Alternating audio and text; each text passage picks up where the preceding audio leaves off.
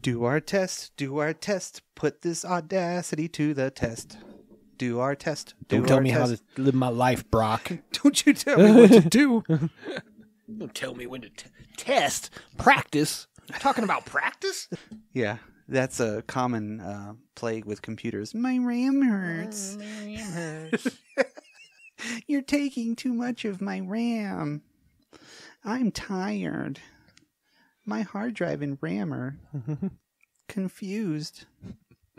All right, 10 seconds for Harambe. Quite good. Attack warning. Is it for real? Attack warning. It's for bloody real. Live from Colorado Springs, the Drop Culture Podcast. Want to confirm, is this an exercise?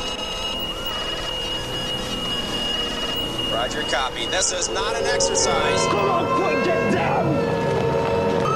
1, 2, 3.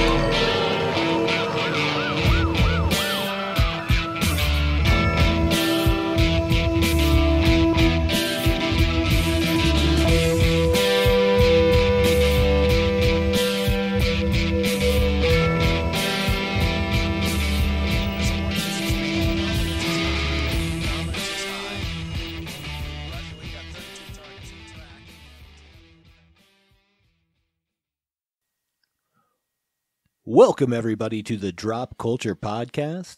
This is that podcast where we pick up that piece of drop culture you forgot about or missed, shine it up real nice, and cram it in your ear holes. That's right. Today, you are joined by Dan, that's me, and Brock. As usual. Yes, we are the Drop Culture Podcast. That's gang. right. When our powers combine, you get drop culture. Our podcast is set in the middle of a junkyard. In a little bitty shack towards the end of it. But yeah, we make really cool inventions, and we, teach people things. And that's where the podcast comes from.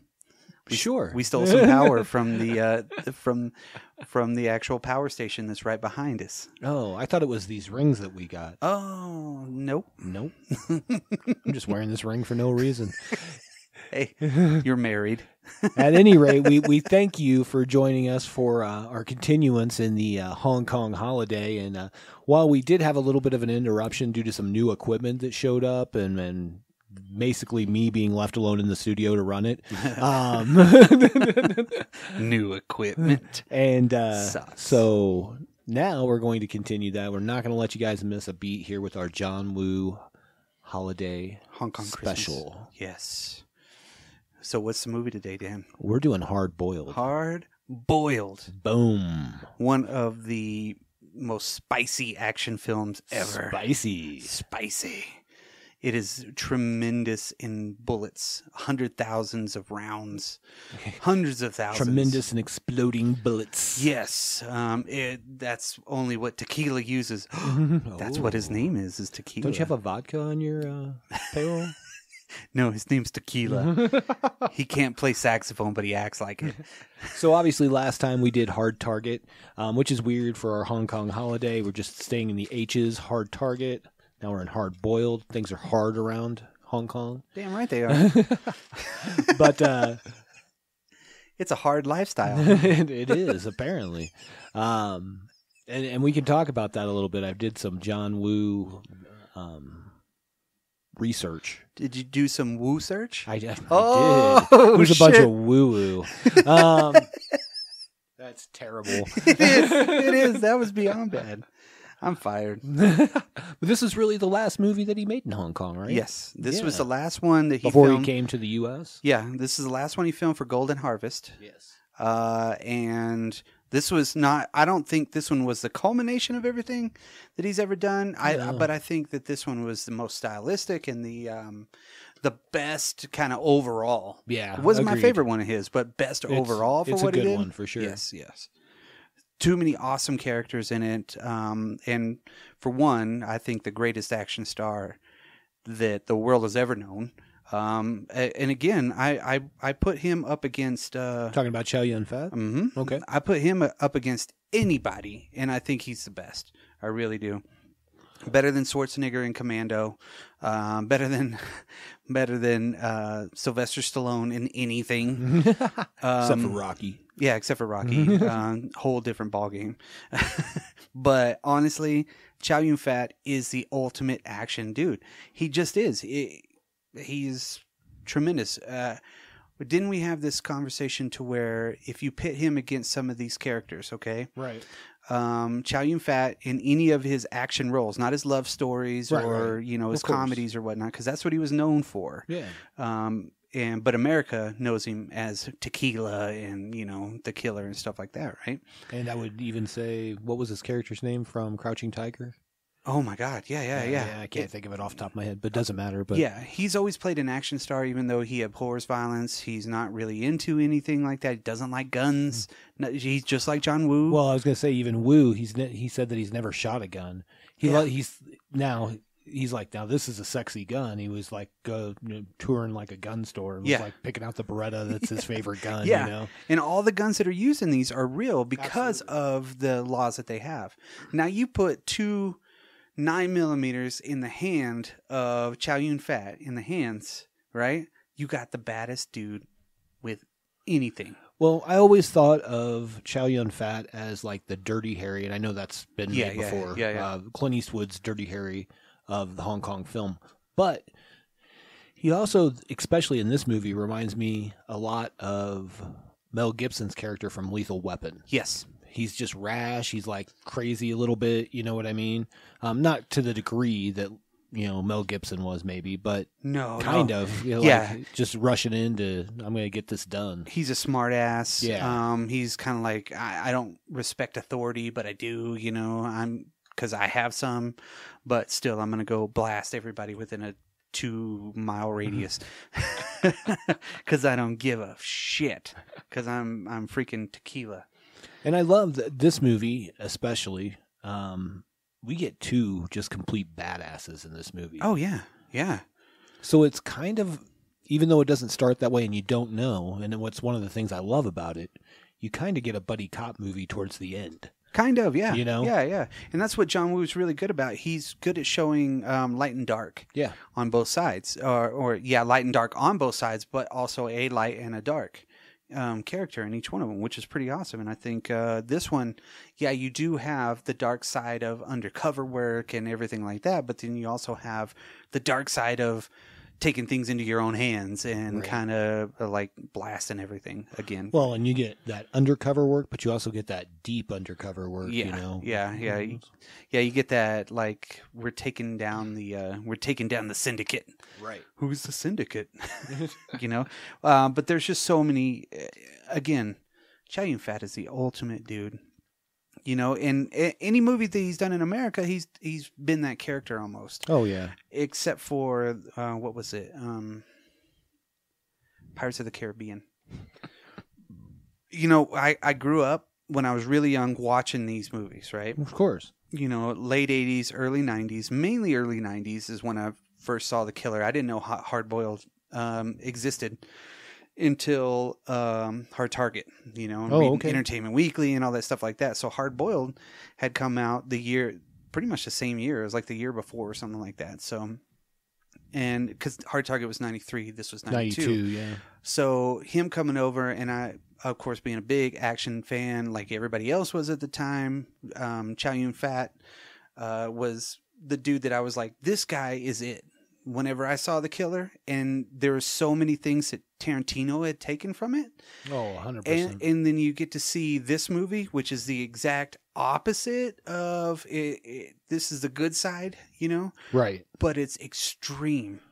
And the characters are freaking amazing. Well, and his earlier movies were really a take on the crime side of it, So this was cool. Yeah. The different take, Well, he got that crematism. I say crematism from Citizen Kane. Right. The dramatic crematism.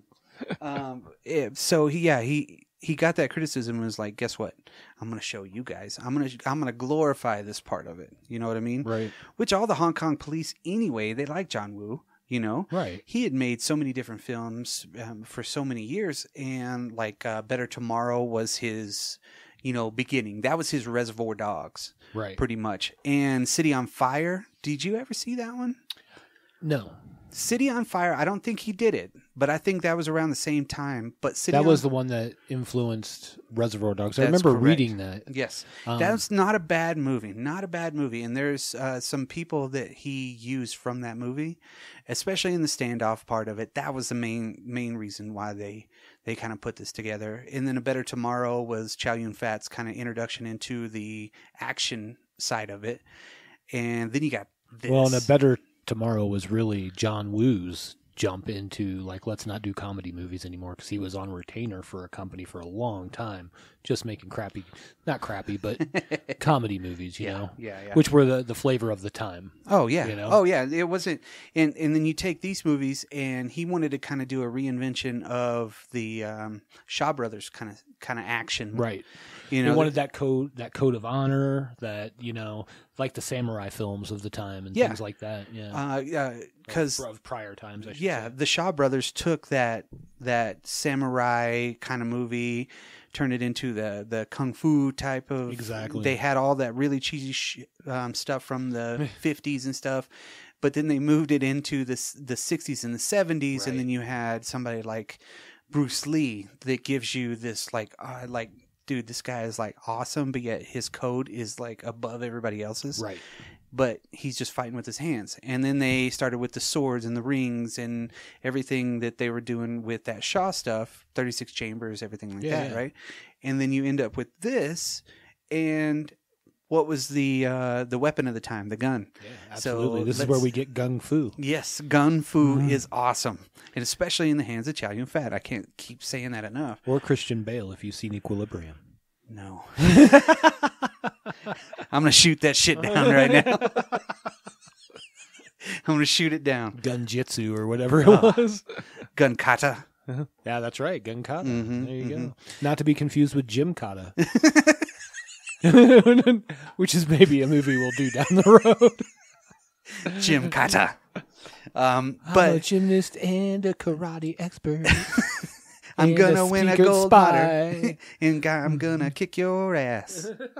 Bam, bam. Of course, it makes sense that in the middle of this village, there's a gym horse for me to do things on. Yeah, Jim Kata. I don't know. It was the thing that you used to punch, but guess what? Sato done knocked a hole through that shit. Oh, that's too much bleed over from other universes. I know, right? That was a lot of... I keep expecting to see Jack Burton, interdimensional trucker. He's like, hey, what are you guys doing in here? So let's go through the cast. Again, Chow Yun-fat. Chow Yun-fat. He was And born the in... only thing that I'll say negative on Chow Yun-fat real quick, and not necessarily a negative on him, Right. the Bulletproof Monk was made. And that movie was... Yeah. But it was still two guns. And he was way better than the other dude in that movie. Sean William Scott. They did not need a projectionist. They could do karate. Didn't need that shit. The Replacement Killer's not bad. No, of course, yeah. Everything that he's really been in has been pretty good.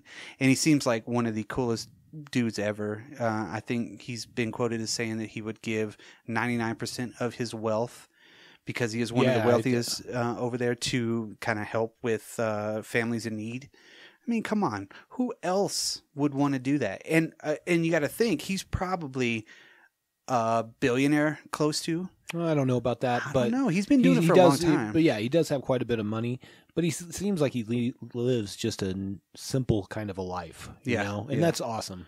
Just he's a farmer, very introspective person. Yeah, he's a farmer. He's a fisherman. He works the land, but yet he's so something that is so crazy. As John Woo saw something in him that made these characters and made this persona, made this everything that they had, and you're like, wow, it's pretty. And he was in City of Fire. Yeah, he was. Ko Chow, yeah, that's what I thought. And I still haven't seen that. I'm just letting you know. I even think Tony Lau was in that too, from The Killer. But anyway, then we get Tony Chu Wai Lung. He played Alan. He's the other undercover cop in this. And this is, I'll be honest, I have a hard time choosing who I like better, because they are both just badass and cool. Right. Yeah. You know? Completely. Like his introduction is like super like badass and cool, but yet he's still got that code even though he's undercover, and you got all this other stuff, right? Which we'll get into, yeah. Right. But he was also in Shang-Chi. In the Legend of the Ten Rings. Yes. He was the Mandarin. I know. Wen Wu, right? Yeah, and he's like super awesome in that movie too. And this dude was like even more badass in this, you know? I mean, he was just a cool dude. Oh, it's 100% a cool cat. And, yeah, man, like, these are like the two kind of,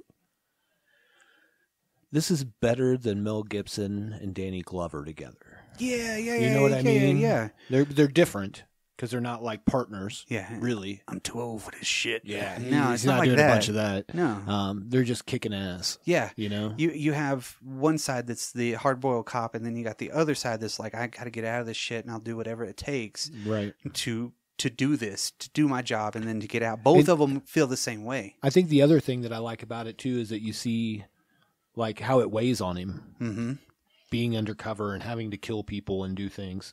The other movie that he was in that I really like is Infernal Affairs. I heard about it. I don't. That's he got the best actor for Hong Kong film on that, like a bunch of awards for it.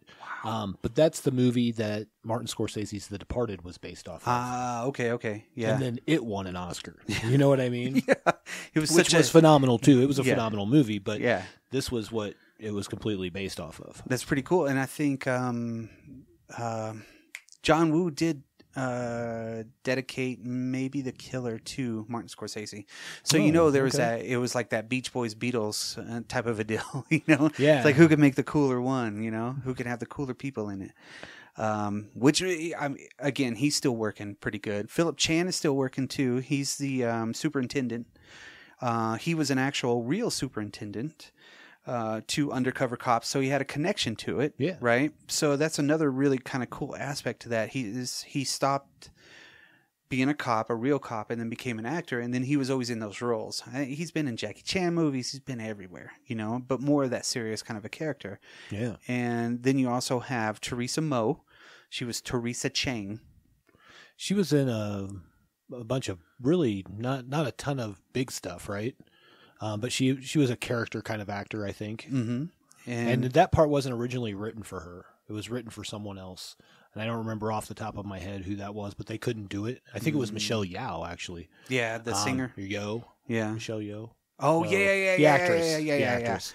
But I think she ended up couldn't do it, and so they cut a portion of her character out of the script, actually. Oh. So there's that. She was very integral in the whole story. She was. But you don't really get to see a lot. Not as much as they intended, I think. I think there was even a supercut of this that had so much more in it, but I think the studio wanted less or something like that. So as they normally do. Always, right?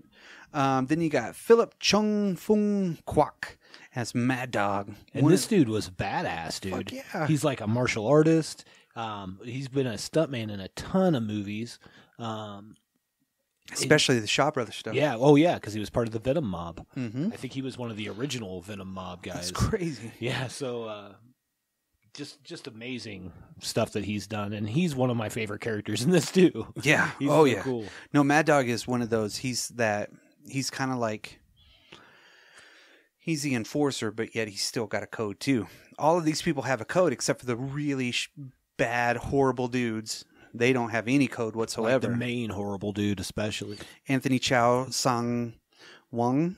Easy for you to say. Yeah, he's Johnny Wong. Yes.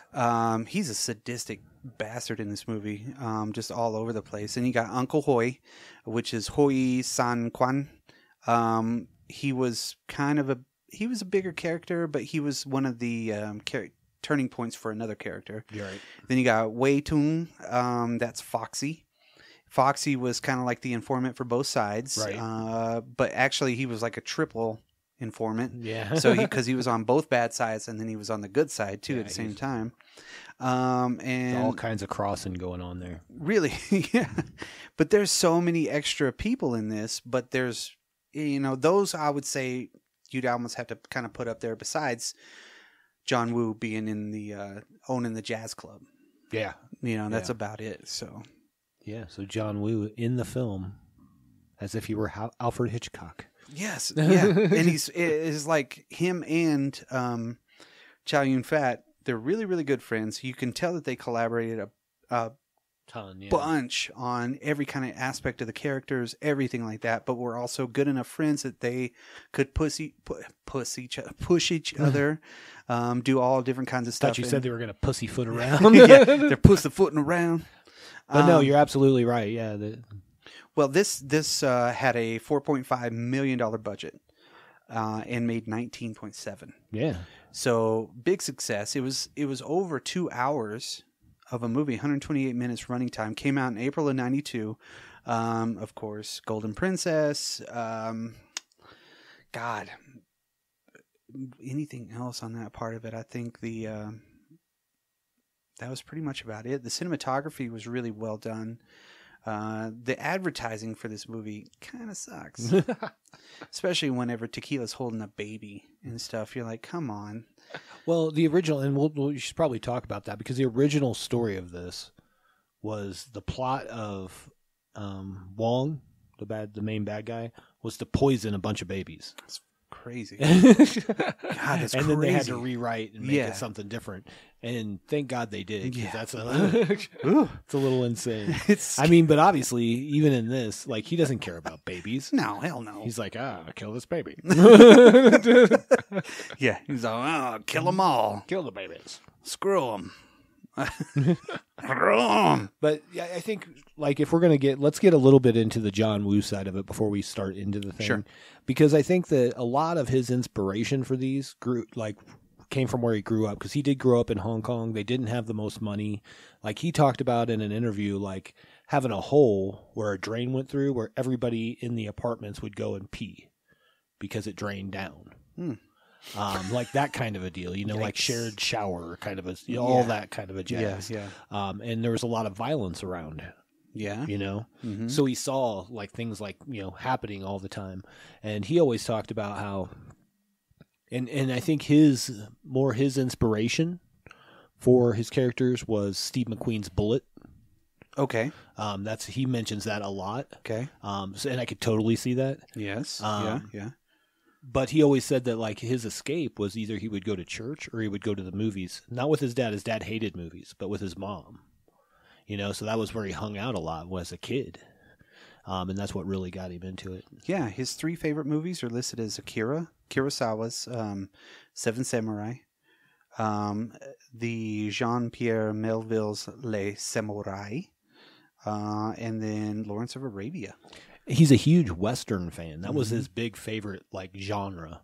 And you can tell that a lot in, like, the last movie we talked about in Hard Target. I mean, that was 100% a Western. Yeah. Just in modern times. Yeah, yeah. That was that Clint Eastwood, Man with No Name type shit. Exactly, exactly.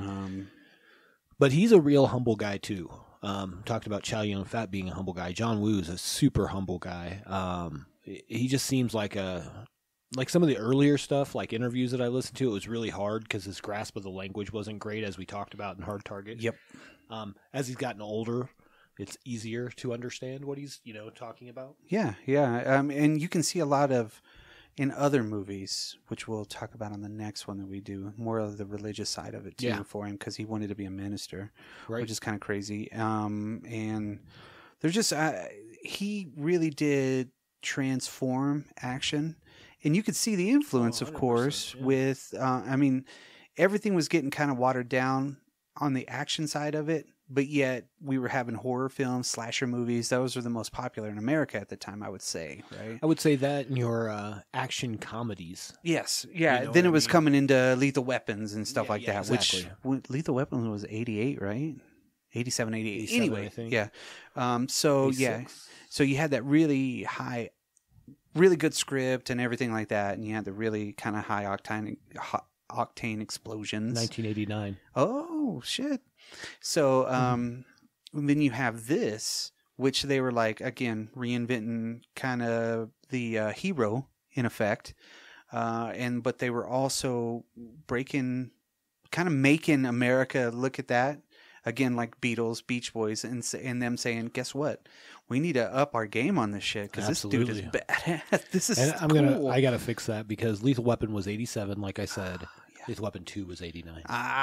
Okay. Not to digress too far, but I hate to put false information. Right.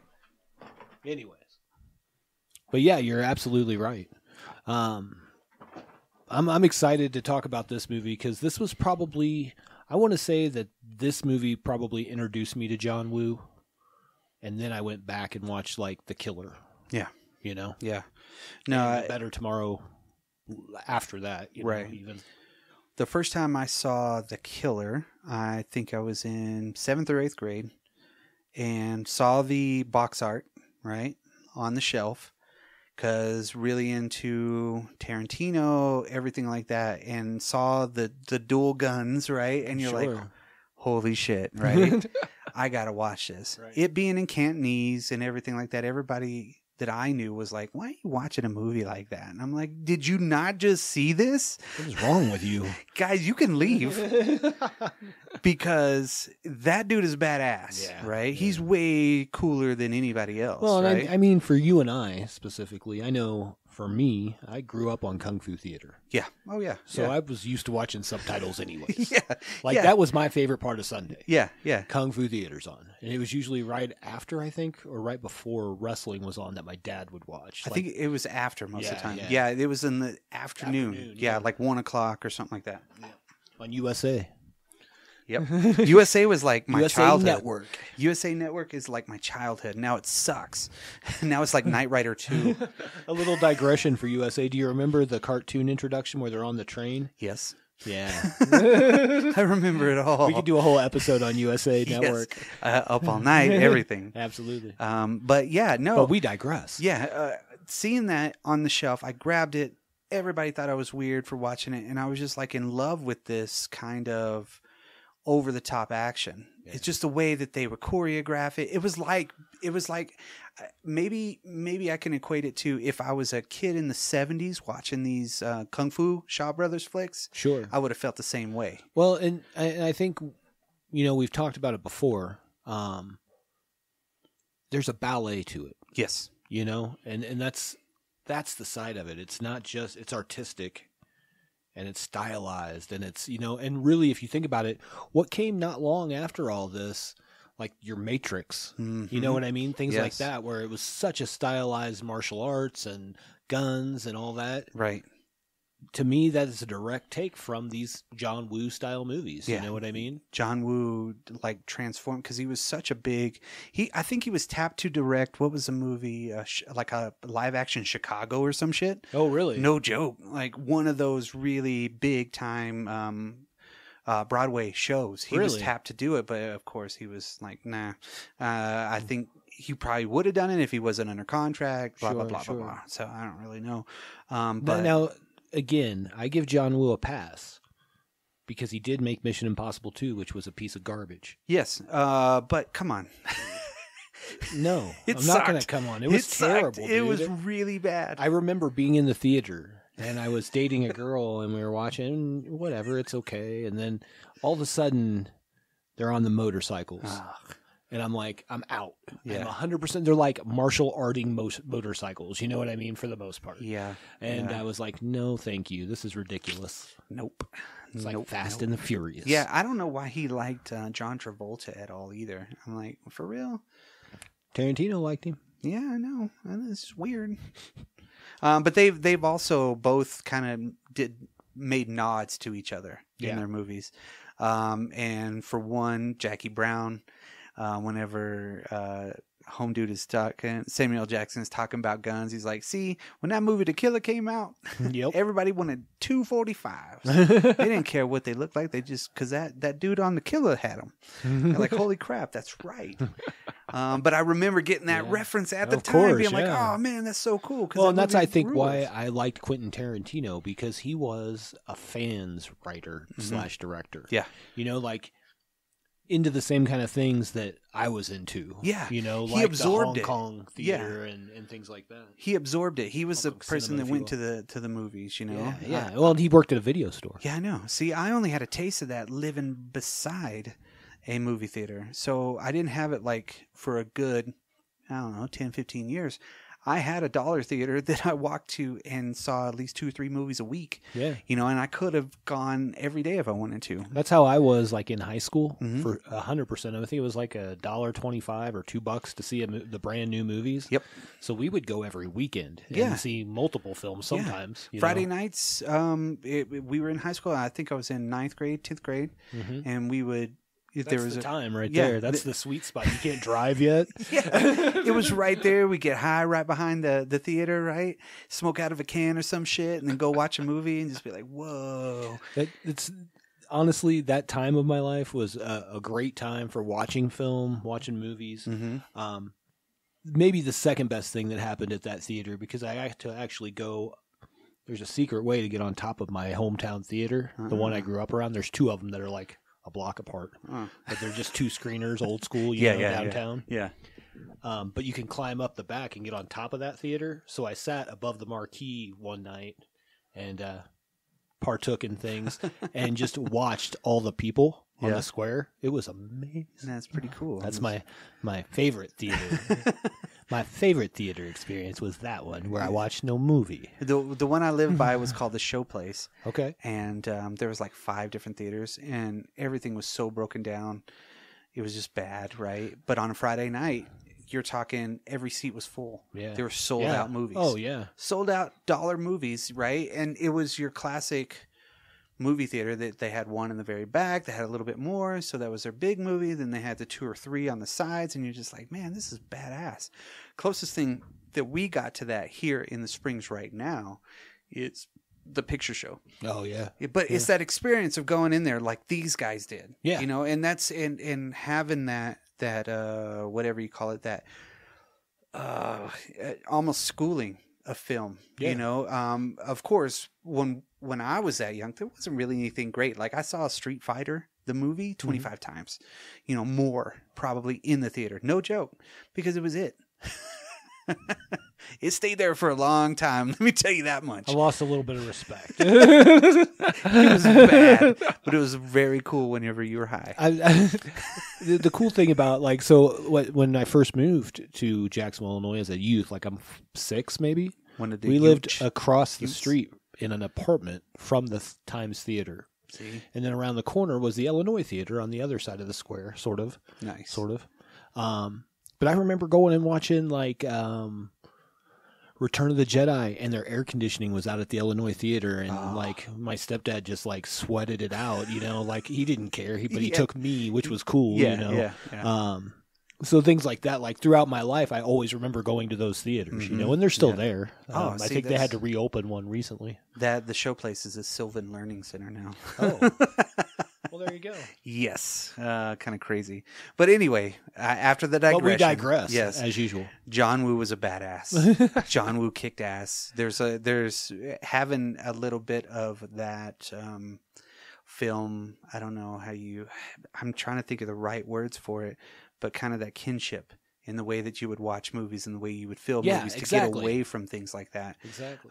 Was really cool. It's not like I had like a horrible life or anything like that. Nobody was ever home at my house. Right. Yeah. So I could go to the movies. Yeah, right. I could go to the movies whenever I wanted to and go get a gallon of milk and drink half of it, then throw it in the street. I don't give a shit. You know what I mean? That's what being a kid was like. And then just having that. Welcome to the 80s. Yeah. No, early 90s. Yeah. 80, early 90s were all the same. Yeah. Yeah, it all bleeds together. It's like if you listen to music from the late 80s and then you listen to music from the early 90s, you're like, that's not 90s music, that's late 80s music. Yeah. Sometimes. And then you get confused. I mean? It's actually Warrant. You're like, shit. Warrant got me again. You sons of bitches. I can't believe the Pointer Sisters came out in the 80s. What? That's Skid Row. That's Skid Row. Oh, I thought they were ladies. So who were the brothers that always did the spins and shit and tights? They were famous, the Nelson brothers. Oh, the Nelson twins? Yeah. That was Ricky Nelson's kids, though. Was it? Yeah. Let's do spins with our basses and guitars, you know. Something about the rain. Yeah. That was Milli Vanilli. Oh, was it? Yeah. Didn't they have a rain song, too? I think so. Oh, anyway. Anyway, this is Yeah. not the Nelson Brothers episode, nor will there ever be one. So we should move along. That's a piece of drop culture Oh, for you. that's Nelson. something. Yeah, those tapes, every time they get donated at a place, they destroy them. You know what's messed up We ain't going to sell this shit. Get rid of it. is I love Ricky Nelson. Yeah. Like Yeah. as a kid on Disney Channel, before I went to bed every night, I would watch Ozzie and Harriet There you go. reruns. Yeah. And Zorro.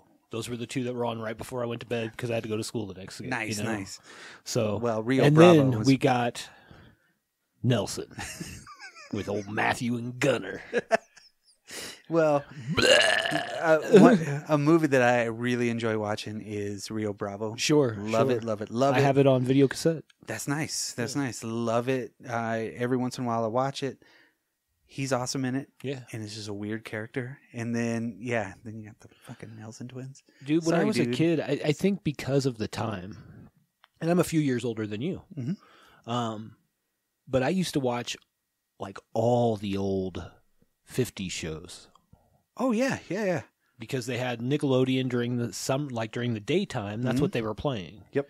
You know, so like the Patty Duke Show and the Mini Loves of Dobie Gillis and whatever, the Eddie and his father or whatever. Yeah. You know what I mean, though? Yeah. And so, like, it's weird because even though it's like 30, 40 years later, Right. like my brain is so steeped in that. You know what I mean? Yeah. I remember watching a lot of Andy Griffith. Oh, I've watched the hell of it. Because it was one of those syndicated shows that you would always find on Yeah. at 4 o'clock in the afternoon after Matlock. It's one of the dirtiest shows, too, because Opie was always eating the ant's pie. That's a little gun fu comedy for you right there. I believe that might even be a lyric from the Bloodhound Gang. Man, we have really digressed. We should probably get back to some Okay, some hard boiled. hard-boiled. Don't make me karate chop you. Don't make me fling gun bullets that explode at you. Yeah. So you want to get into the movie? Well, let's do it. Okay. So I'm sure the people listening would like us to get into the movie too. well, there's some good recollections. Yeah, it and was there some- fun. It was good Yeah, times. and if you have times like that, let us know that Yeah. you're listening out there. It's pretty cool to find out where your theaters were and how you Yeah. felt in that and what really brought you to those theaters. It's pretty awesome. You know what? Off air, I got a very good idea for you. Anyway, so let's start this movie out. Let's just go in the simplest terms. Okay. Let's set the mood.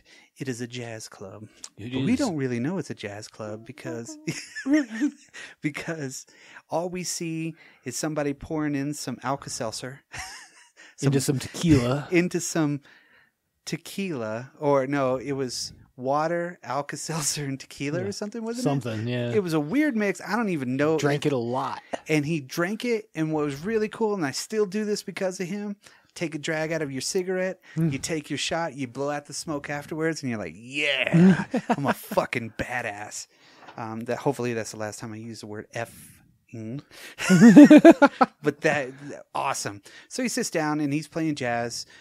He's playing his jazz clarinet, and there's a dude that they kind of show a little bit of that's playing the drums, which that guy is his partner, ends up being his partner.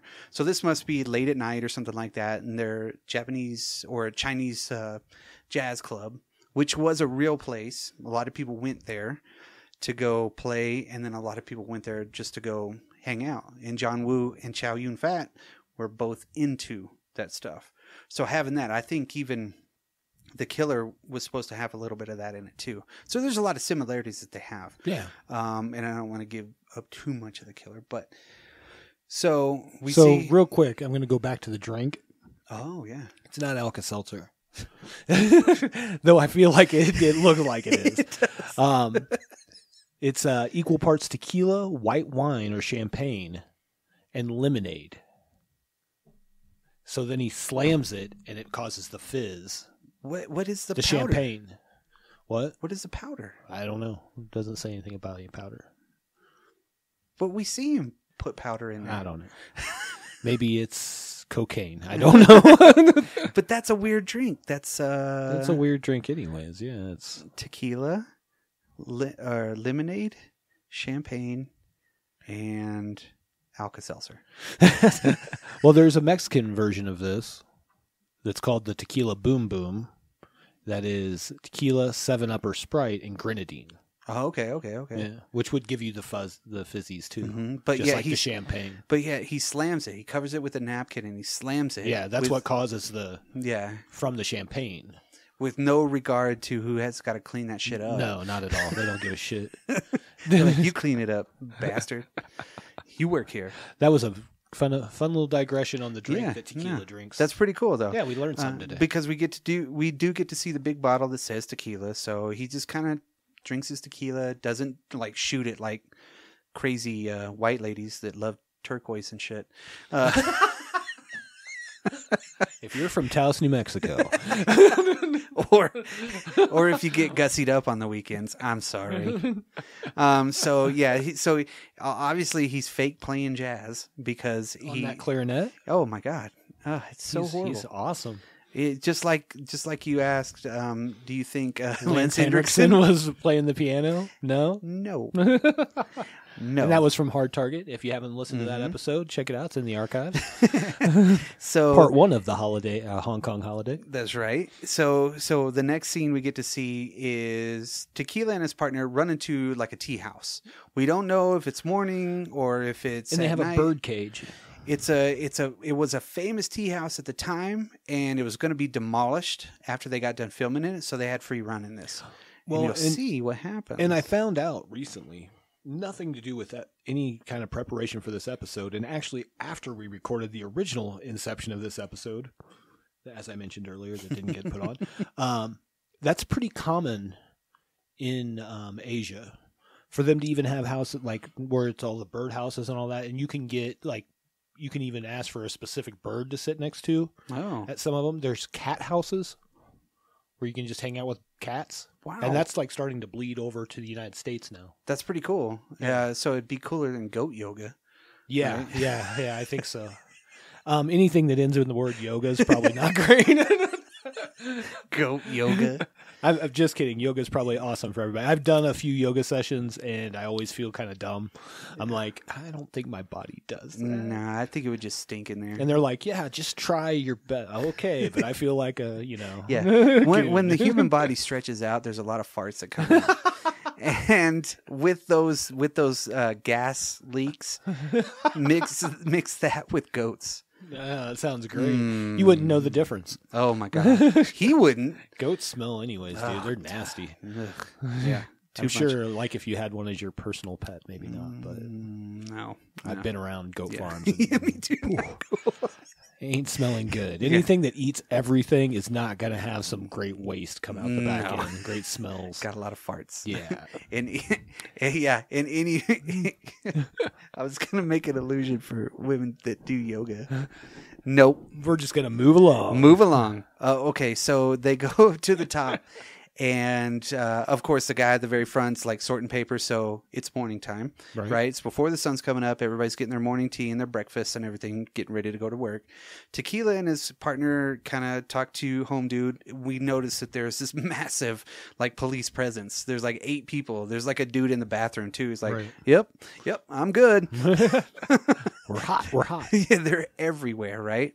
So, of course, we're in on some kind of operation. We don't really know what it is. Right. But we start seeing, like, he actually has a mirror in the bird cage that he brought. Right. So that he can see the people behind him. It's like, 8 guys, something like that, 6-8 guys. Yeah, they're like across a room. But the reason why they're doing this, and something as Americans we haven't seen, is the translations from all of the papers that they showed. Right.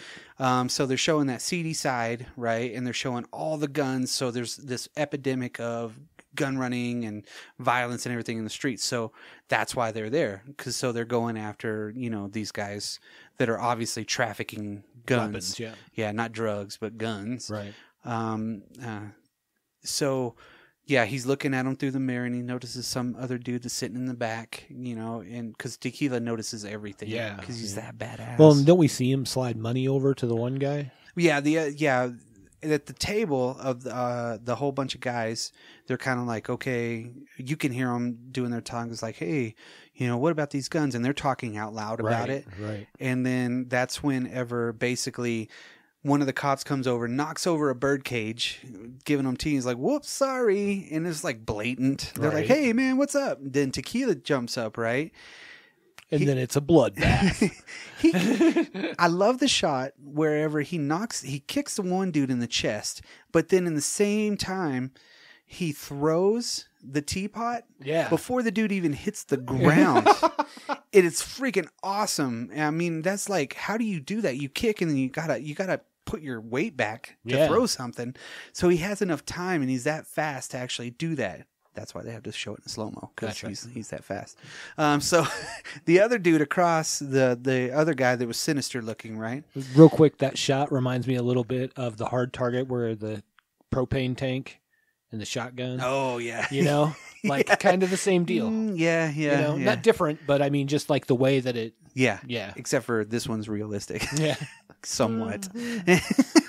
Maybe that's how it would work. Who knows? Maybe. So maybe bullets explode. So they get into this huge firefight, which is really awesome. The bad guys are like shooting through all the regular staff and all the people that they have no guilt at all. They're just killing people as they're walking by down the stairs and stuff.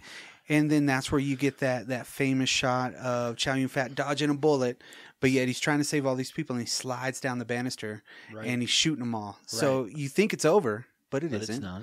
The cops come in, and Home Dude's up at the top, and he's just like, whoa, wait, and they all get mowed down. So he's got to go take those guys out, too. Mm-hmm. So he goes up there. He finally... his partner has gotten shot once or twice, right? Tequila's completely unscathed whatsoever. He comes up. His partner wants to help, but he's like, no, get the hell away. So he kicks him away, jumps into the room, and of course the bad guy comes out with a hostage, and the other cop shoots him, then gets blasted with like 30 shots, right? So Tequila's like, and then the explosive flour and everything like that. The bomb-making materials that they have in there. So Tequila jumps over, does that really wicked stunt, right? And then lands right on his forehead with the gun, and the dude's out of bullets, and he's like... He spits his toothpick out, and it's like, boom, blood all over his face. And that's when we get Chan, right? Comes in. Yeah. Before we get there, before we move past this fight scene, let me tell you, there's two kinds of movies in the world. One where you get shot by one bullet and you die. Mm-hmm. Or there's this kind of movie where you get shot 17 times by a bullet and you might be dead. Yeah, you might. Yeah. Three times. There's a lot of 4 or 5 shots to the torso. Yeah, they're like, and yet the guy's still alive. And sure, that could happen, but not all the time. Well, his partner got mowed down. Oh, he did. Like, But anyways, that's this. Just so you know what kind of movie we're watching. If you haven't seen this, it's the latter. So his supervisor shows up and he's like, "Listen, that was one of my best informants. You killed him. Why did you do that?" And he's like, "But look at all this." And he's like, "Well, you should have, talk to me about this," and blah, blah, blah, blah, blah. So they get into their whole little argument. And we get to see that lack of respect he seems to have, or at least the inferred lack of respect that the, superintendent feels from Tequila. Yeah. And then the next scene is it's a red sports car going down an empty highway in Hong Kong, which is non-existent, and zooming past everybody, right? How many empty highways are there in Hong Kong? Let's be realistic. And the dude's like jamming in his headphones, like so it winds up at some place, and we get to see this old man feeding all these other grown men. Right. It's like, hey, you need to eat, but I'm full. No, nonsense. Okay. Yeah. Isn't it, Mr. Oh, no. This is the library. Yeah. I was going to say, I think our introduction to him is him walking into the library, and there's a guy sitting reading a book. Yeah. So he goes to one aisle. He goes to the classics aisle, pulls He just out rubs book. his finger along all of them until he grabs. He picks one. He opens it up, and he's reading through it, and he's kind of scolding the dude, and he's like, hey, he doesn't like this shit. Right. You need to do something. Then he pulls out the gun with the silencer on it. Phew! Right in the forehead. Yep. Bam! Destroys him, right? So the blood gets on the book and everything like that, right? He puts the gun back in and walks away. Yes. So then the next one is whenever Tequila comes in, Yes. right? He's eating because he's a badass, right? Only a badass comes in eating something. Like if He's he like was eating ramen. yeah, if he was, no, it was like a sandwich, wasn't it? Oh, was it? I think so. Oh, maybe I thought it was noodles for some Yeah, reason. if he was eating an apple, that would have been even more badass. Oh, of course, I mean, yeah. because that's like recognizes ultimate badasses if you're eating an apple, right? So he comes in and everybody's like, we don't know where the weapon is, and he's like, there's two. This looks square, so maybe if we fit a book. Yeah, book so you in can this. see the blood and you can see the form of what would have been the book. Right. So what's weird is he's got all these people here. There's all these cops, and he just starts looking for the book by himself. Does the same exact thing, running his finger down, and then he's like, "Oh, there's blood on this book." I'm like, "That's a huge library. yeah, no shit. How did he find it that quick?" It's like they were in tune. But it kind of is because they even show like him. Kind of looking back, kind of getting into his mindset. Yeah, It's like Tequila has a way of getting into the killer's mindsets. exactly. And with He can almost see that, what they see, like Yes. when they were there, kind of a deal. when they're within that, he can kind of figure out some things, Right. which is really cool. So then he finds the book, and he finds- finds the gun. And he's like smiling, like, yeah. I knows about things. So then we get to see the guy that did the shooting, right? His name is Alan, right? He's on the docks and he's making a paper crane. Alan used to work on the docks. But we Yeah. don't know what the cranes are for, but he's making them and he's hanging them from a ceiling, right? Right, Which is right. pretty cool. He's not going through the 1,000 crane thing like I did. He's not, uninvested in his life. So, of course, they're back at the precinct. Tequila's going through the investigation, right? And we should say that Alan's character is Win Woo. Tony Leung or no. Yeah, I don't know how to say his name. Yeah. I'm bad at foreign names, and I apologize for being a dumb American. Yeah.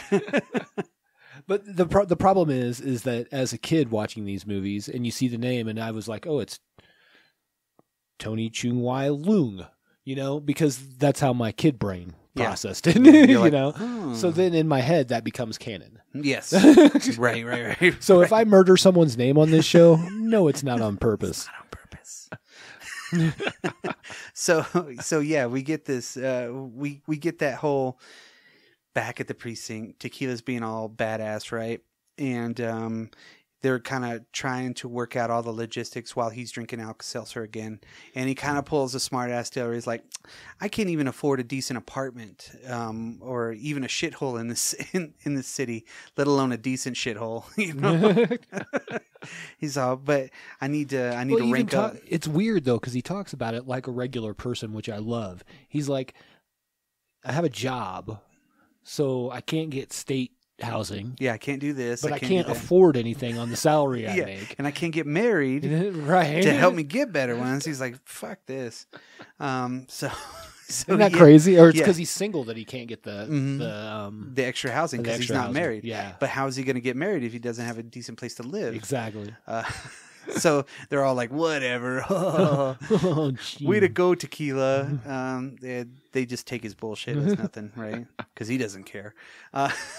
So, of course, a woman walks by, Theresa, right? Yeah. She's his love interest, and she sees it, he sees that she is getting another bouquet of roses, and they all kind of razz him, and they're like, hey, you got another set of roses? Yeah, when I first started watching this, it's kind of felt, the first time I watched it, that they were at the end of a relationship. Or going through trouble. Yeah, which is what I feel now. They were just at maybe a rocky patch, but it very much seemed like the first time I watched this was like, it's over, man. Here, take your underwear. Yeah. She has his underwear wrapped up. She's like, hey, here you go. What a weird thing to give somebody at work. Yeah. He's like, what is it? Your underwear. She's like very like fuck you-ish. Yeah. You know what I mean? Like very But standoffish. as you said, she keeps getting flowers. So she's got a room full of flowers. She only calls him in there because he's praying, right? To and I did find out what that deity was. We'll talk about it later on another one of the shows because Okay. it ties in a little bit more too. But so he's asking this patron, you know, kind of saint of police officers, hey, help me with my relationship. You know what I mean? Right. Which happens to be right outside of her office. Yes. So the she's way. like, hey, come in here. You need to help me with this. So she gets lyrics, and it is when you're somewhere feeling lonely. And what was the rest of it? Someone loving you. Yes. That's and, Hello from Lionel Richie. Yeah. And she's like, she does the whole fa sol la mi so do, and she can't get it right. But he gets it because 'Cause he's a jazz musician. He's a jazz musician. yeah, you know, musicians. I can almost talk. It's like I'm drunk. he's a jazz Yeah. musician. I did that as well as he plays the clarinet. yes. That's your interpretation of the American language. Yes. So he comes in there, he corrects her, and then it's like, oh, okay, that's cool. She gives him his underwear. She goes to the chief's office, right? The and then head she inspector. gives him the numbers, right, Yes. that come off of that. And she tries to sing and everything like that comedically. And he's like, like, I dude, don't- stop it. I don't need you to sing. He's like, you suck. So he types it on his Commodore 64, right? He types in the little code, right? And it says, lion is close to the trap or something like Right. that. You know, back off or whatnot, right? So Tequila comes in, and because he calls him in there and he says, hey, how's this gun running thing? And he's like, well, nothing. I got Keep up the good work. Yeah. He's like, okay. So keep on it. Yeah. You know? So he's like, oh, all right. So then after that don't we get to see the Mr. Hoy? Yeah, this is where they go. Yeah. We see Alan. This is the first time we see really an introduction to Alan's character. Because Alan is a undercover cop. Well, we don't really know that at this point. He's an assassin working for Yes. Uncle Hoy. Yes. We know that he's the which assassin. is apparently a common name that you use for people who are in charge of kingpin kind of work is Uncle. Uncle Hoy? Just Uncle. Uncle. Yeah, Uncle Hoy, Uncle Juan. Uncle Wilson Fisk. Uncle Wilson.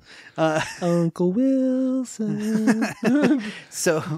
So he shows up and he's like, "Hey, I got some beef jerky." That's whenever he's Yeah, feeding all the dudes, you know.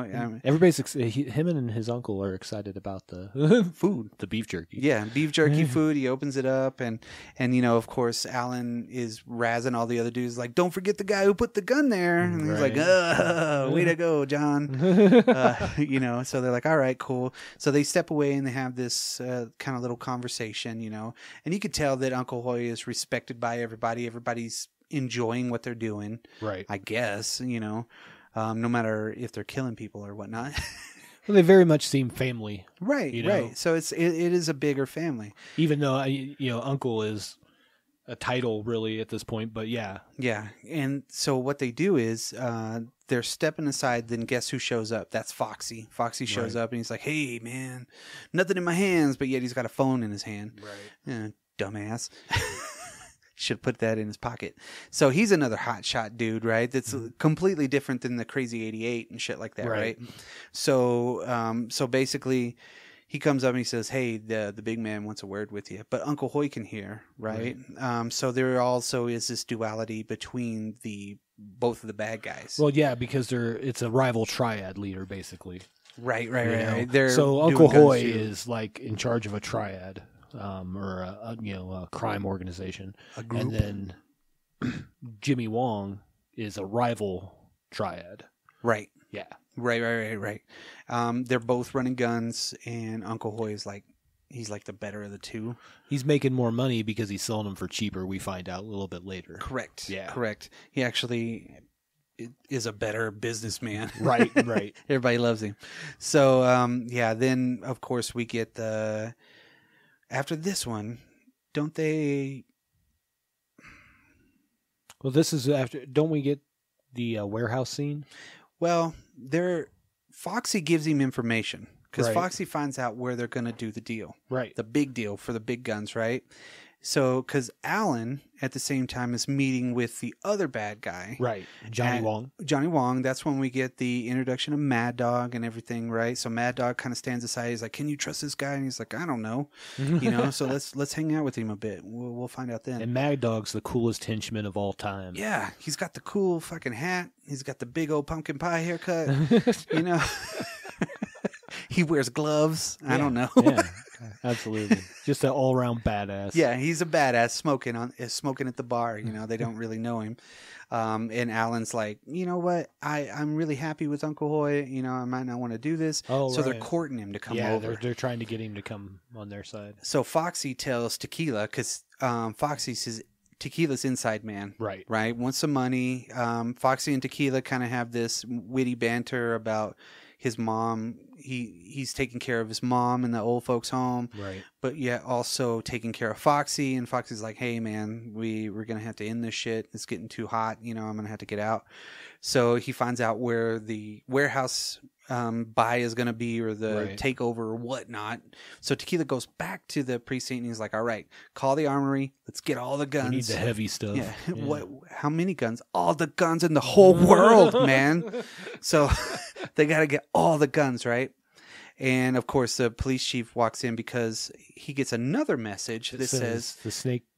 Something about biting its own tail. Yeah, because Tequila comes out after that meeting and he gets into the fight with him. Right. With the other bad guy. Yeah, he's like it's with Johnny Wong's people. Yeah. And Alan's like, oh, he's a fucking cop. So he puts like the gun up against Wong's head and puts him on the thing, and then Alan walks over and clocks him with the gun. Cheap shot. Yeah, 100%. Because he knows he's got to protect him. Right. So he protects him that way. I'll take care of him. Yeah. And so basically it's like the message was don't let lion bite its own tail or some shit like that. I thought it was something about a snake biting its own tail. Something like that. I don't know. It doesn't matter. Yeah, something like that. Yeah. And so the inspector comes in and is like, Tequila, tell me about this arms case. And, he's like, oh, we're finally getting somewhere. And he's like, here, you're off the case. Yeah. Take these. And he gives like some crap. Yeah. It's like 2 officers have lost their guns or something. Yeah, their guns. Investigate it. He's like, what do you mean? I don't want to investigate it. And they get in a big yell match. Yeah. He's like, fine. Sorry. Show me some respect in my own office. Jeez, Dad. The whole building is mine. Yeah. So they get into that, and he's like, screw that. Yeah. So we know Tequila's, he's plotting something. He's going to do something. But now we're getting back to Alan and Wong. And they're in the car together. Right. And Alan's like, hey, I want you to join. I want you Wong is, yeah. Yeah, I want you to kind of hang out. Do you need a gun? Because you might have to kill the old dude. And he's like, I got my own. He's like, don't worry, I'm cool. So. And he even says, he goes, if you don't want to do it, I understand. Yeah. Yeah, but he wants him as part of his gang anyway. Okay, that's cool, right? So they get in there and they freaking annihilate this whole freaking place that's putting machine guns and Datsuns and shit, right? Yeah. So Ford Cortinas. So like when Hoy pulls up, they just start gunning everybody down. There are a few they take the main folks, the main family, or if you will, and Uncle Hoy, and kind of have them in the middle. Because Mad Dog throws the bullets. Right. Because that whole gunfight at the beginning of that spot, this scene right here, yeah. Mad Dog is mowing everybody down. He's just killing everybody. Motorcycles ramming into people. You get to see how much of a badass he really is, right? He's the head, enforcer. Yeah, he's like the Beast Man. Yeah. No, I mean, he kicks ass, right? So he's going in there. He's like the Storm Shadow to Cobra Commander. Exactly. Yeah, right. That's a better analogy than Beast Man. Beast Man's a dumbass. Beast Man.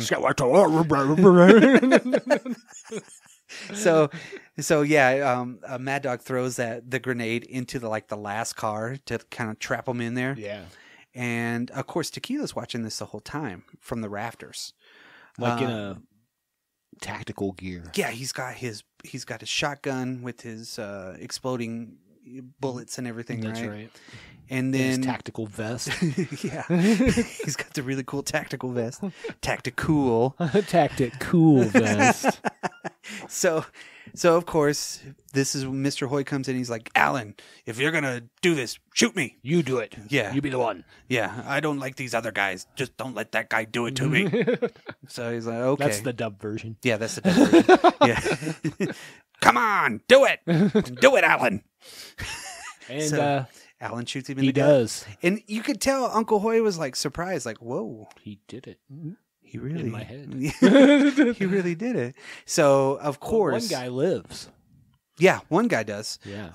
But we don't get to see him run off until a little while because Alan's like about to cry and he's walking past the other guys, right? Yeah, and he grabs a machine gun and mows down the rest of his friends, right? Brrr, everybody's dead. But then he's like standing there and all of a sudden all these smoke bombs start coming in from the ceiling. And you're like, uh-oh, Tequila's going to kick ass. He's the only guy. And when it took like 30 guys to wipe out the whole deal, he's the only dude wiping out the other 60 guys, you know, that it took to wipe out everybody, right?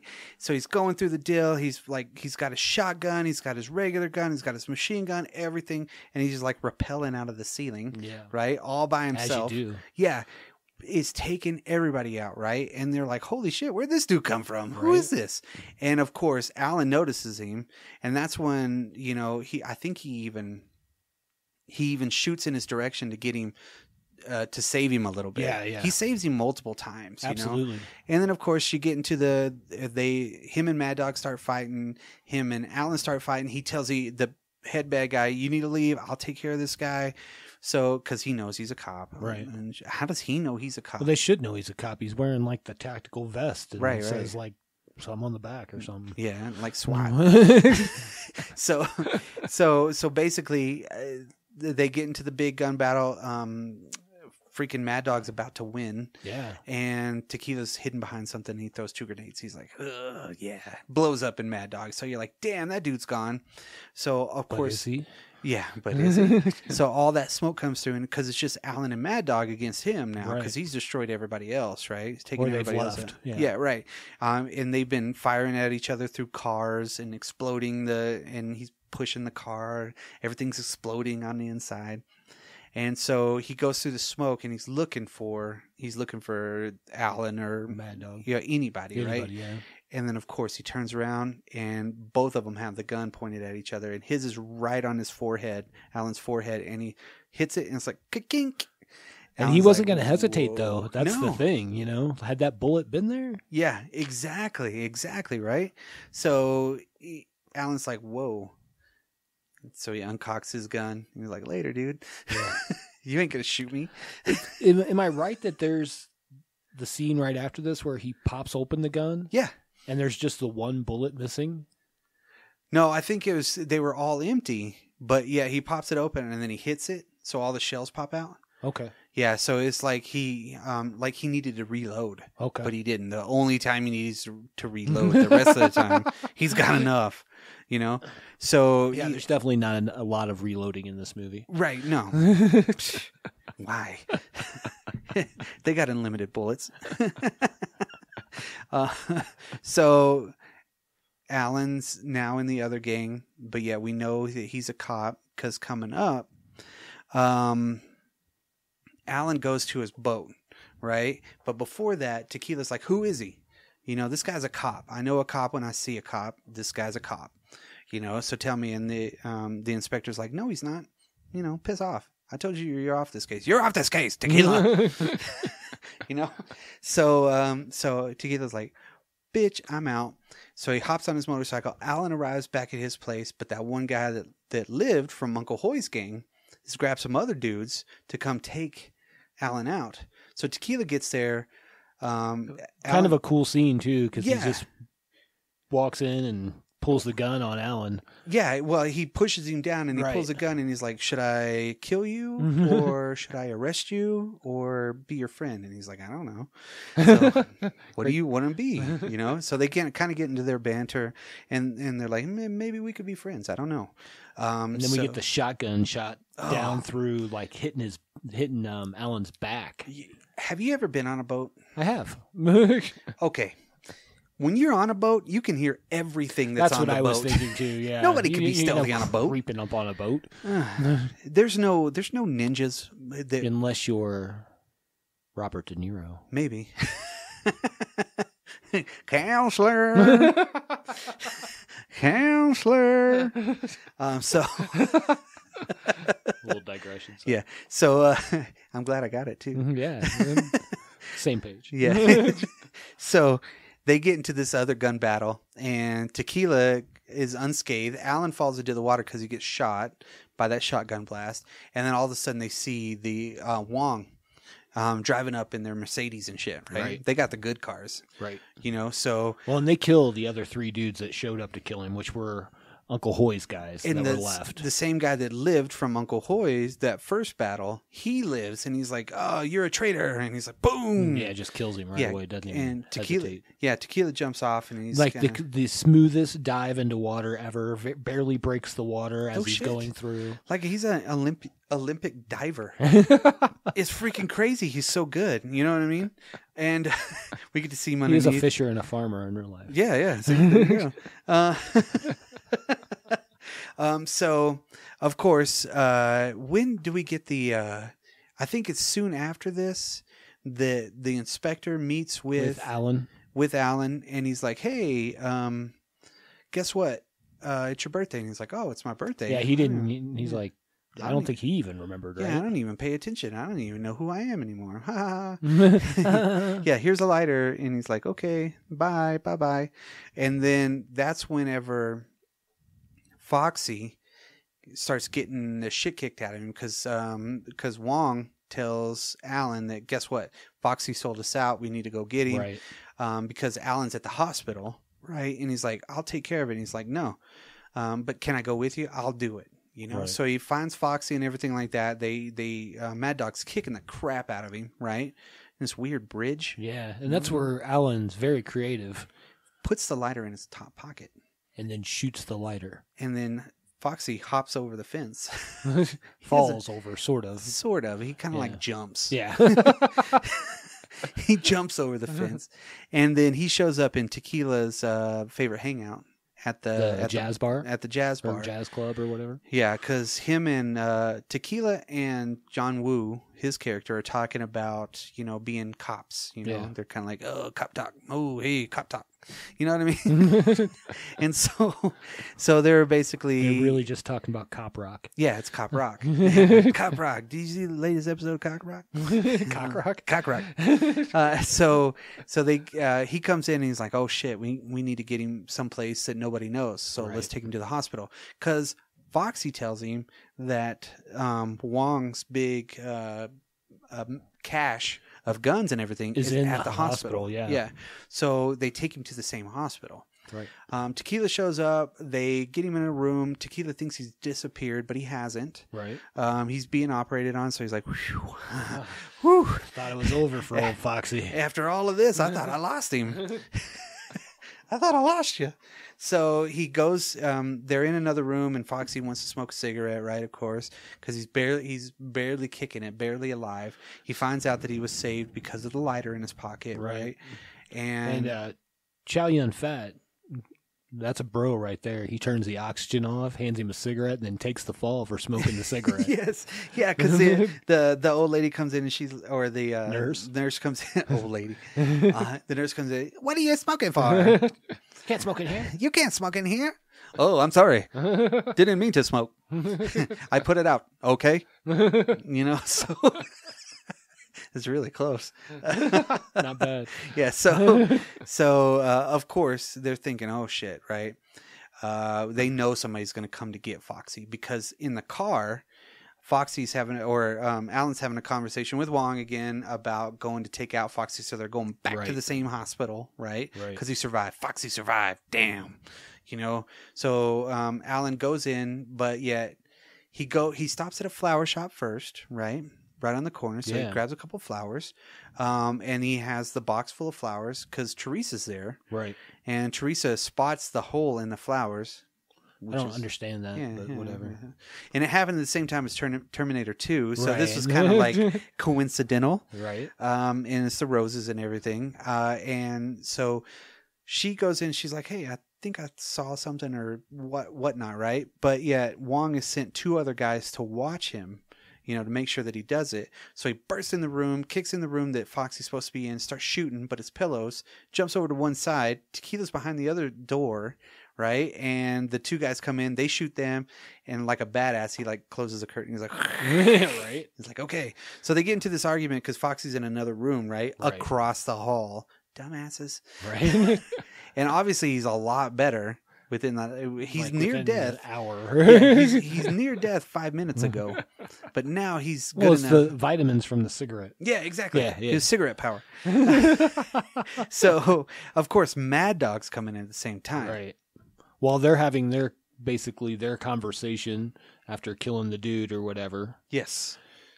We see Mad Dog come in, and he goes into the room where Foxy's at. Because he stops at the front desk, like, "Hey, you've got one of my officers in here." Right. And, yeah, he's totally playing the undercover cop himself. Right. Yeah. Except for he's Or got the an eye cop- or patch. the cop guy. Yeah, he's got an eye patch and a skull hat on. You know what I mean? You know, he's like Nick Fury before Nick Fury, He can blend in. looking with his good eye closed.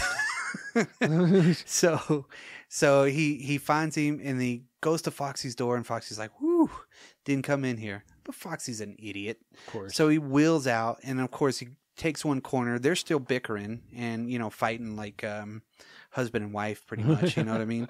Good and bad. And of course, Foxy runs into Mad Dog. Mad Dog's, "You're late for your surgery." And pulls him in the other room. And Like a freaking laundry room. Well, yeah, he slits his throat first, and it Yeah. goes all over the window. Yeah. and then he throws a dude down the coal Laundry chute. Yeah. He's like, "Here you go." There's just a nice smear of blood that goes up and over it, so they're gonna know. Well, yeah, there's a trail outside. Yeah, that's what I'm They're saying. Like, yeah, "Whoa." the trail up and over. Yeah, the trail outside the door goes to the door, and then it's up and over because he bled a lot, right? As you do when you get your throat slit. I would Yes. assume. Yeah. I don't know from personal experience. Yeah. So he looks over through the window, and there's Mad Dog walking away. So they follow Mad Dog down to the bottom level. They see the ambulances because they're in the garage part of it. And they see Mad Dog knock some dude over. And they're like, "Hey, watch out." And, of course, it's like 2 stretchers full of guns. Right. So they're like, "Okay, well, Foxy said it was in the basement, so let's go down there." So they head to the morgue, right? He puts on one of those doctor's outfits. Yeah. Sure. A doctor's coat, a lab coat. And he's like, "Jeff Yoon, I'm here to drop this off." And they're like, "I don't see you. You're not on the manifest." And so he comes in. They kick everybody's ass again, right? Right. Kill everybody. And, of course, they're in the morgue, right? Really cool. He kicks the stretcher, and it, like, twirls. Yeah. And he pops out, and he's right underneath the dude. He's like, boom, boom. So they're like, "I don't know. Let's check everyone except for the Jays." Right. Jays are bad luck. Even though it said the J's in the thing. Right. Well, he opens the book, and he's like, "See, look, all J1 through 4, empty. They've been empty this whole time. What the fuck?" Right. So they go over there, and it's the easiest combination. It's like, boop, boop, done. And then like the whole 4 doors open up into one door. They're like, "Whoa, holy shit, cha-ching." So they walk in, and of course, what does Alan do? "We're not leaving this place until these guys are done." So he shuts the door. He's like, "How are you going to get open to this shit?" And even Chow Yun Fat's like, "What? Yeah. Why the hell would you do that?" Tequila's like, "Wait a minute. Why did you lock us in? We need a way to escape." He's like, "We're not leaving until we get these guys." Oh, okay. So Mad Dog's in there. We get to see him watching them through the actual closed circuit TV. And Wong is upstairs watching everybody too, Right. Through the command center, Right. on level 4. So of course, Alan walks up to the keypad, and he has a little tantrum because he pulls out his Leatherman, right? And he's like, ooh, cool. Maybe if I do this, he's like, "Fuck it, rip it." Doesn't work. Nope. He's like, so if you're such a genius, why don't you try it? And Tequila's like, "Give me a second." And he's like, "Well, what?" And he's like, "Shut up. Let me think." So then he notices one tube go into the other side, and he's like, "Ah." So he unscrews this little bolt, right? He loosens it with his handcuffs, and then they start putting bullets into it. And they're having their little witty banter, and they're, "Hey, we're friends. Ha, ha, ha. You're good. I'm bad. And everything's cool. But I'm really bad, And I'm really good. Yeah. So they take out their big red gum wrapper, and they start scooping the shit into it, right? The gunpowder? Yeah, the gunpowder after they've opened their bullets, right? So they scoop it in there, and Tequila puts another 357 round in there because that's what he's got. He's got his 357. So of course Alan's like, "What are you gonna do?" And he's like, "Stand back." He's like, "You can't hit that shit. You suck." You know what I mean? Right. It's like, not gonna happen. He's like, and so he kind of does his little Danny Glover, like, just been revoked. You know what I mean? Kind of like, I don't know if I'm going to do it. And he takes a deep breath and and he just lifts it up. Boom! Blows it away. Boom! Hits the bullet perfectly. Absolutely. Doesn't do anything. Nope. Nothing at all. Alan's like, what? Even Tequila's walking around like, what the shit? That was supposed to do something. It didn't do anything. And this is where Alan just decides. He's like, screw it. And he just grabs the electric part that's hanging down and rips another one off the wall. Rips another one off the wall and becomes like a human conductor. Yeah. And it explodes him in slow motion. Yeah, as you do. It's like, boom. And then Tequila runs over there because the door opens. It's like, yep. It's like, he did it. Yeah, but you're dead. But he's not. No, because he wore rubber boots. Yeah, he did some really. chest compression. Yeah, he did some chest compression there real quick, and of course he's like, "Don't die on me!" Boom, boom, and he wakes up, and then he's getting him some air, right? Because it's all smoky in there, right? With his hospital jacket. Mm-hmm. And Mad Dog shoots through it with that badass gun, just like Fushan had. Yeah. And the single shot. Yeah, the single shot, like 223 or whatever it is. Badass gun, right? And of course, they have to go take Mad Dog, but Mad Dog's he's more badass than anything because he could take them both out at the same time. Pretty hardcore. And of course, Tequila's trying to hit him in the eyeball, right? And he's just like, bitch, stop. It like throws him over. Then he escapes and then shoots the door so they can't get out. Right. And then, of course, Johnny Wong upstairs is like, hey, what's up, dudes? I could see you down there. Next time I'll put my armory in a police station. Mm-hmm. So they release the gas. So I guess they're trying to gas them, but it's not enough at that point. So, of course, they get armed to the teeth. They grab all the explosive bullets that they can. They got to run the gauntlet. They're in the armory, though. Well, you got to think that this is kind of like a game of death in a way. Okay, yeah. I'll buy that. And it's Kung Fu, the video game. Yeah. They got to go different levels. Right. And, take out the head dude and then come all the way down. Right. Again, and save everybody's life. So, yeah, kind of game of death. Yeah. I never really put that together until right now. Well, there you go. But it makes sense. So they're doing the game of death thing, and they know it, right? So Alan's he eventually gets they get out of there because they blow up the other side because they have all these freaking bazookas and shit, right? So they're like, we can blow everything up. We'll get out of here. So they get out, right, and they kill everybody that's in that room. But then Alan gets the idea, guess what? Let me put on the cop outfit. Right. Because the other cops the whole time are waiting for a signal to evacuate everybody. Right. And, of course, Theresa's waiting for that signal, which was supposed to be...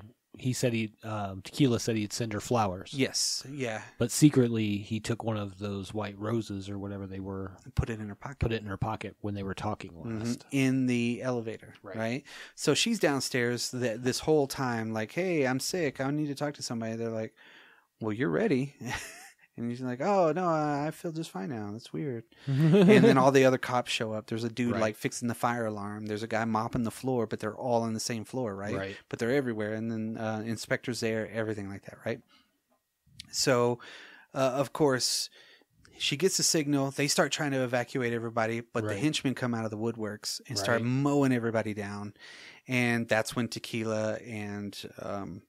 Alan are going through the halls doing their really cool boom boom, and it's where you get some cool stuff. It was used very well in a certain scene and okay in another one, but where it's slow motion of them going down the hallway and switching positions. Yep, which we see in a lot of later movies. I feel not necessarily John Woo movies even. But I feel like that was something that he added to cinematography a little bit. Yeah, we're switching that up. We're still seeing them cover each other, right? Right.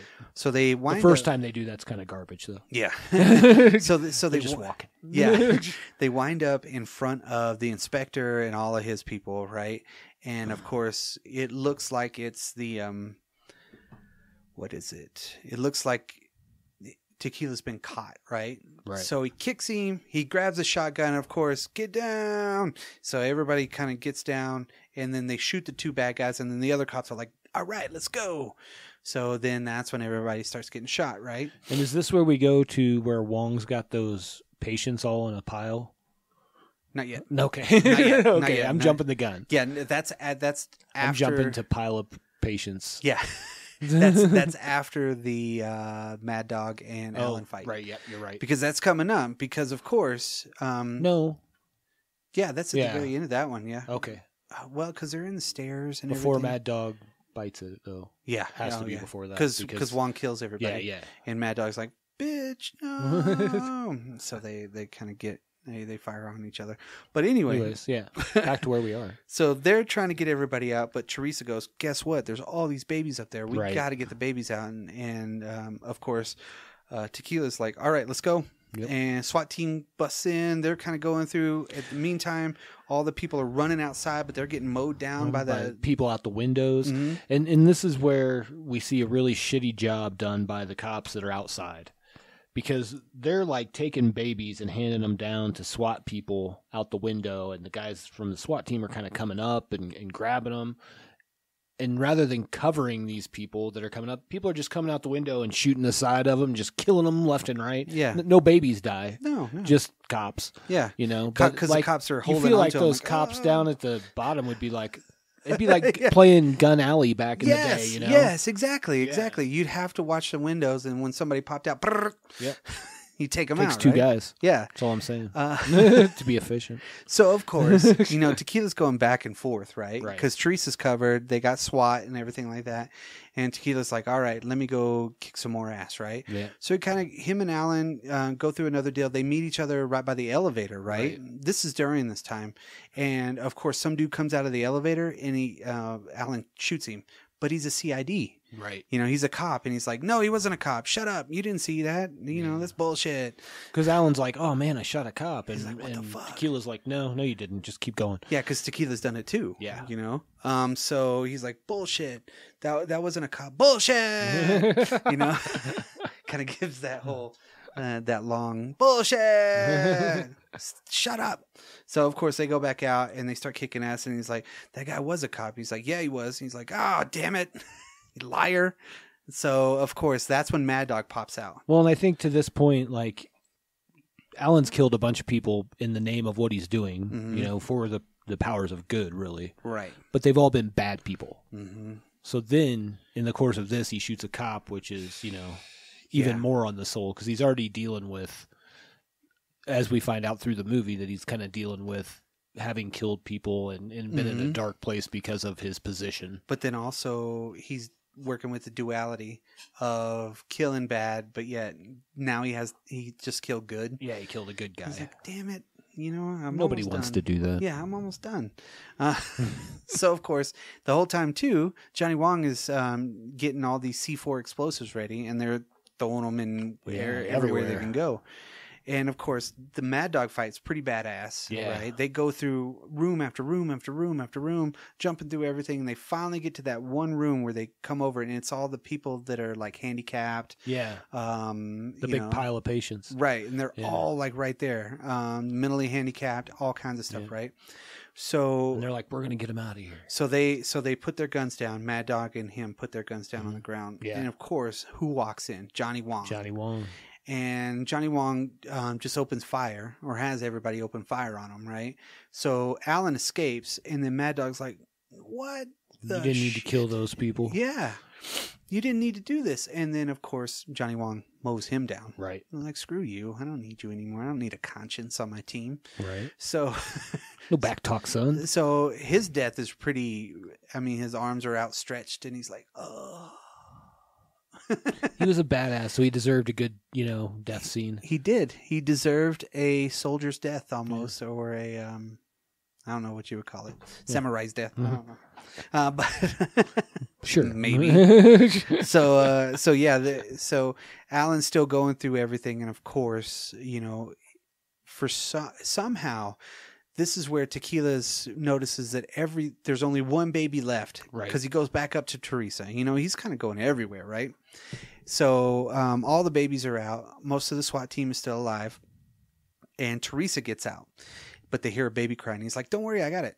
So he runs back, he grabs the one baby that she grabbed at the very beginning whenever the bad guys came in and she slapped him on the little way station, right? Yeah. And she's like, "You're scaring the babies." She puts him down, and it's this little baby boy, right? Left, yeah. So Tequila grabs it and is like, "Hey, what's up?" So he has the baby, right? And he's holding it and he's doing the Gucci goo and stuff like that, right? While the bad guys are coming through each door shooting at him. But yet he gets shot finally. Yep. For once he finally gets shot, right? And this is at a weird moment. Like, he's protecting the innocent, gets shot in the arm, and he's like, "Oh, you shouldn't see that. That's X-rated." You know? So, of course, everything starts to explode, you know, after he takes out all these extra dudes. Right. So he's running down the hallway, shit's exploding. He looks up and he grabs a bundle of wires. He's like, "You know what? I'm going to try something." So he grabs this big bundle of wires and starts running through after he throws his gun too.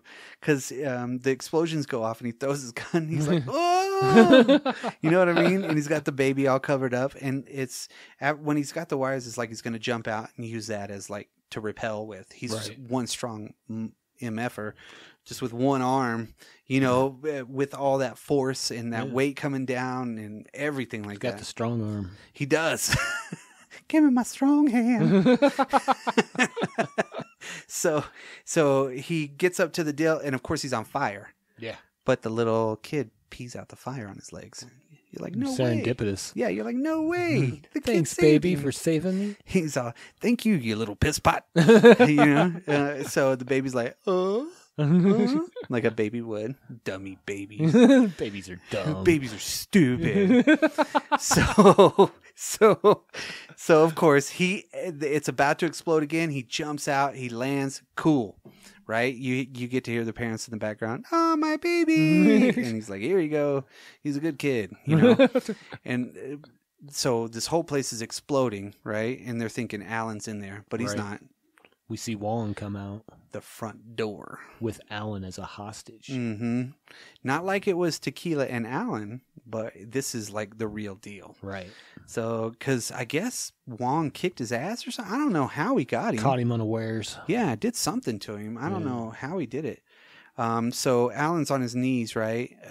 Well, no. Yeah. So he's basically got him. Like holding him with one arm and has a gun to his head. And Alan's like half dead. Right. You know, he's barely hanging on, right? Right. He did get, pretty fucked up. Yeah, he got shot a couple of times. Yeah. So he's just like, he's like, he's almost dead. He's not worth anything to you. Put your guns down.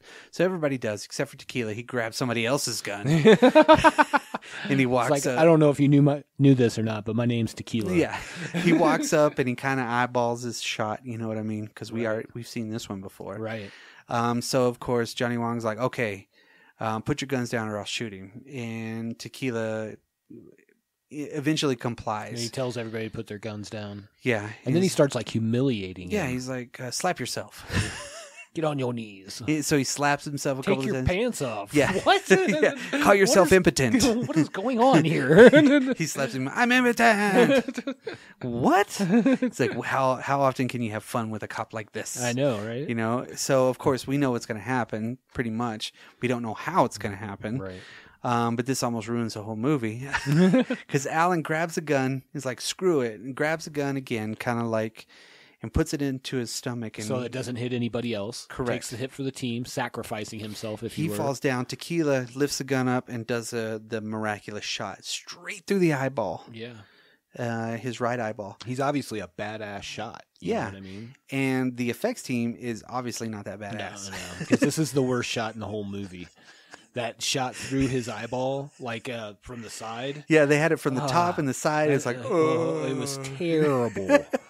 I'm like, really? All this movie so good, and you hit this, and you kill it in the last 5 minutes? They ran out of money. Yeah, they had probably something, man. Somebody was like, "Ah, shit! You know what we didn't put in the budget? Oh, damn it! Somebody give me some hamburgers." How did they do it in Dawn of the Dead? Let's make a paper mache head. Let's do it real quick. You shoot it. No, you shoot it. But at any rate, so they save the day. We think Alan's dead, right? But he's not. No.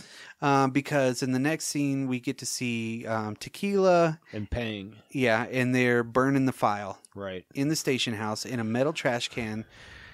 That's a freaking huge flame going on. Yeah, well, apparently there's no, like, sprinkler system or, smoke alarm. Yeah, because they do that often. Yes. You know? Every time we lose C-Pang, he's burning the fire. Yeah. He's like, so they're basically getting rid of Alan's identity completely. Right. And then we cut to Alan on the sailboat. And he's in Alaska, maybe? We don't know. Who knows? Because he wanted to Antarctica. Who knows? Yeah, because he wanted to go to Antarctica because it right. was always light, right? That's Right. what he mentioned to Tequila when they were having tea together. Right. But we see the scene of him taking all of the...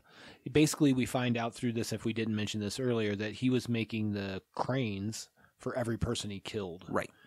And then hanging them within his sailboat. So he's taking all of those and putting them into the ocean. Right. He's kind of letting it releasing go. that. Yeah, he's letting go all of that emotion and everything. Yeah. And now he's free. Yep.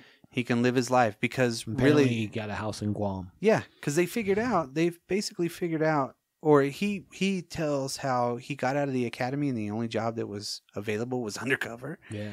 Deep undercover. He's like, damn, I kind of lucked out on this one. I didn't want to, but hey, my choice. And now he's free. So he's done, and then it goes, the end. Pretty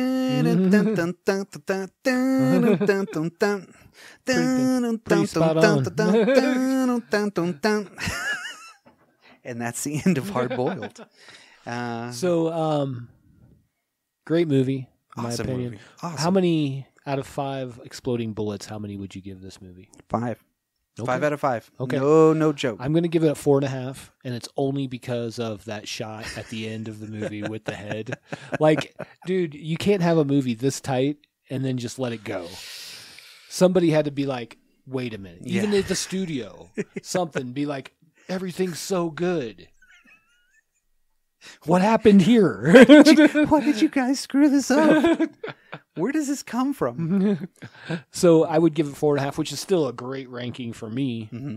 Yeah. I would definitely give it a 4.5 out of 5 exploding bullets. Yeah, I think this really does kind of rank up pretty high in the awesome scale for everybody. Yeah. Really, when it comes down to critics and everybody alike, they really kind of have this movie up.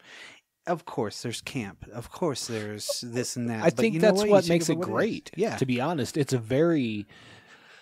lot of films that you watch that would be in this vein are very one way or the other. Yes. You know what I mean? This balances like the reality of it. It balances the humor. It balances the action. It does a very good job of all that, I think.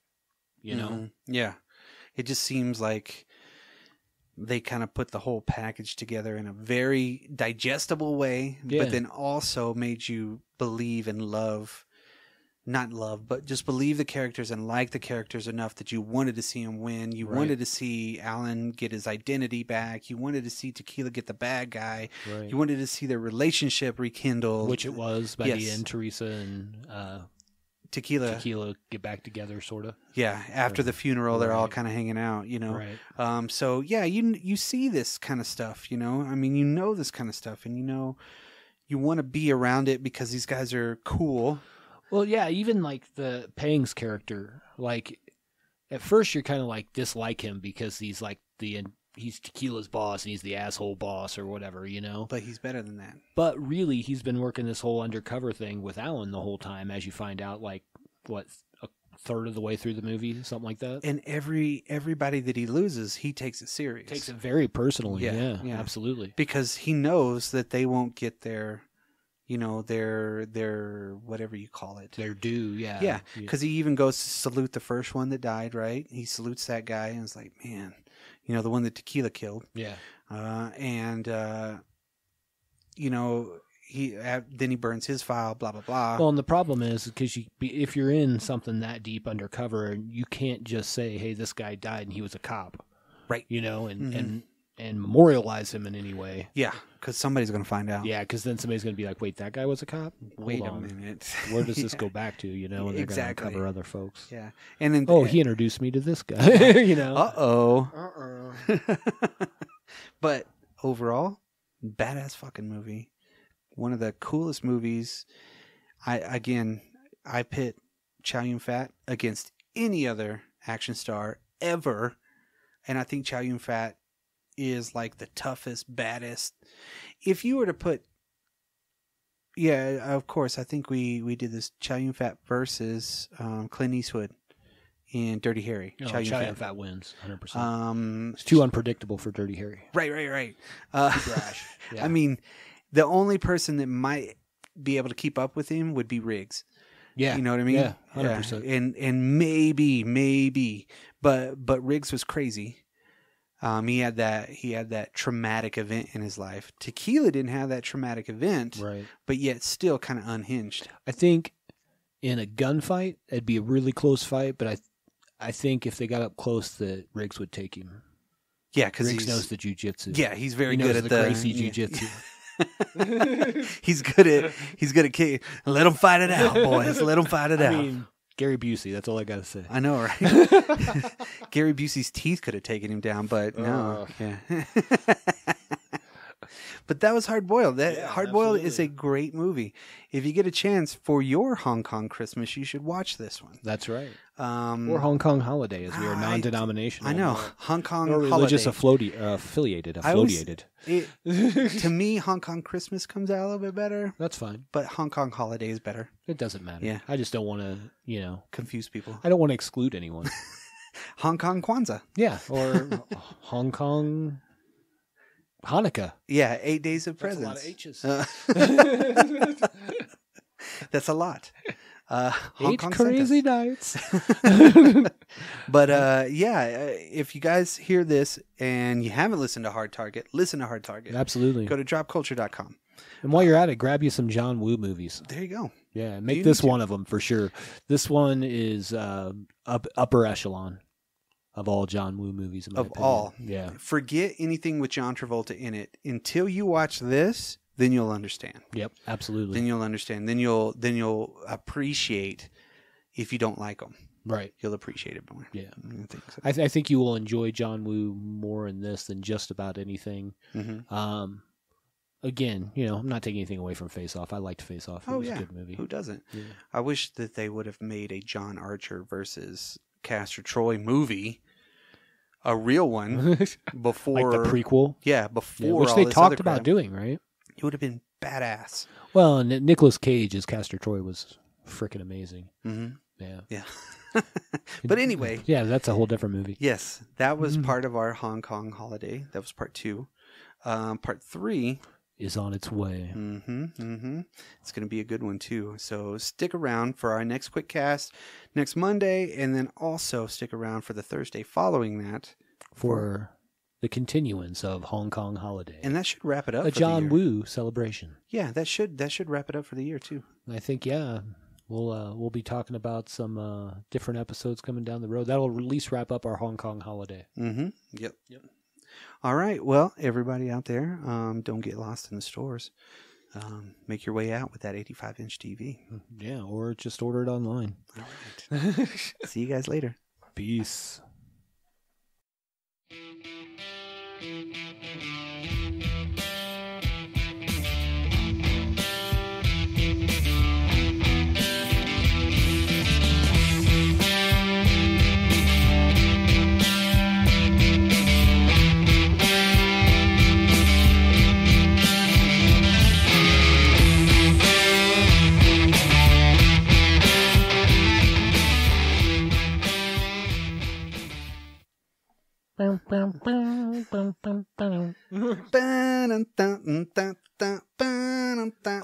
Had to piss for like 30 minutes. Are we going to get that? Are we there? Almost there.